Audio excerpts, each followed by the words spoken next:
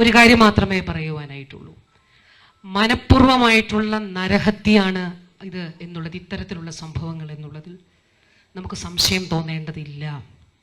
കേരളത്തിൻ്റെ പൊതുസമൂഹം ഇങ്ങനെയുള്ള ഒറ്റപ്പെട്ട ചില സംഭവങ്ങളെ ഒറ്റക്കെട്ടായി ശക്തമായിട്ട് നമുക്ക് എതിർക്കേണ്ടതായിട്ടുണ്ട് എന്നുള്ളത്. കേരളത്തിന്റെ ആരോഗ്യമന്ത്രി വീണ ജോർജിന്റെ വാക്കുകളാണ് നിങ്ങൾ കേട്ടത്. വീണ ജോർജ് ഈ പ്രതിപാദിച്ചത് കഴിഞ്ഞ ദിവസം വലിയ വിവാദമായി മാറിയ ഒരു സംഭവത്തെ കുറിച്ചാണ്. കേരളത്തിന്റെ മനസാക്ഷിയെ ഞെട്ടിച്ചുകൊണ്ടായിരുന്നു കഴിഞ്ഞ ദിവസം ഒരു വാർത്ത പുറത്തു വരുന്നത്. അത് വീട്ടിൽ പ്രസവം നടത്തിയതിന്റെ ഭാഗമായി ഒരു സ്ത്രീ മരിച്ചു എന്ന വാർത്തയായിരുന്നു.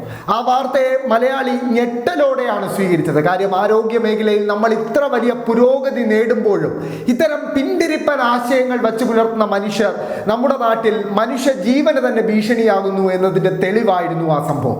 എന്നാൽ സംസ്ഥാനത്ത് എന്തൊക്കെ നടപടികളാണ് സംസ്ഥാന സർക്കാർ ഇത്തരം സംഭവങ്ങൾ ഉണ്ടാകാതിരിക്കാൻ സ്വീകരിക്കുന്നതെന്ന് അടക്കം വിശദീകരിച്ചുകൊണ്ട് ഈ വിഷയത്തിൽ സർക്കാരിന്റെ ഇടപെടൽ എന്തായിരിക്കുമെന്നും കൃത്യമായി പറഞ്ഞു വയ്ക്കുകയാണ് മന്ത്രി വീണ ജോർജ്. നമുക്ക് വീണ ജോർജിന്റെ വാക്കുകൾ മുഴുവനായെന്ന് കേൾക്കാം.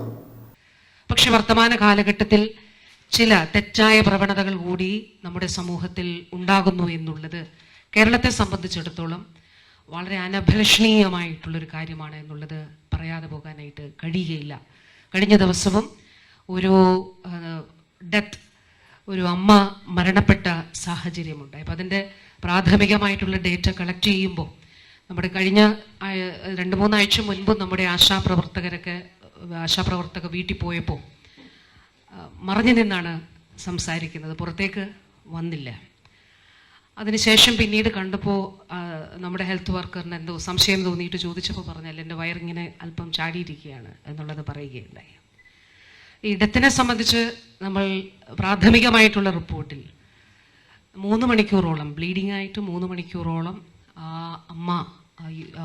സ്ത്രീ അവിടെ ഉണ്ടായിരുന്നു എന്നുള്ളതാണ്. നമ്മളൊരു ഡേറ്റ എടുക്കുമ്പോൾ 2021-22 586 ഹോം ഡെലിവറി, അതായത് വീടുകളിൽ പ്രസവം നടന്ന എണ്ണം 586. 2022-23 584 23-24 526. 24-25 ഫെബ്രുവരി മാസം, പിന്നീട് ഒരു മാസം മാത്രമേ ശേഷിക്കുന്നുള്ളൂ, 382. 382 526 തമ്മിലുള്ള എണ്ണത്തിൻ്റെ വ്യത്യാസം നമ്മൾ കണക്കാക്കേണ്ടതില്ല. കാരണം കേരളത്തിൽ ലൈവ് ബർത്ത്സ് കുറഞ്ഞു വരുന്നൊരു സാഹചര്യം കൂടി ഉണ്ട് എന്നുള്ളത് നാം കാണേണ്ടതായിട്ടുണ്ട്. ഒരു കാര്യം മാത്രമേ പറയുവാനായിട്ടുള്ളൂ. മനഃപൂർവമായിട്ടുള്ള നരഹത്യയാണ് ഇത് എന്നുള്ളത്, ഇത്തരത്തിലുള്ള സംഭവങ്ങൾ എന്നുള്ളതിൽ നമുക്ക് സംശയം തോന്നേണ്ടതില്ല. കാരണം ഇത്രയും കുഞ്ഞിന് 4.1 വെയിറ്റ് ഉണ്ടായിരുന്നു എന്നുള്ളതാണ് പറയുന്നത്.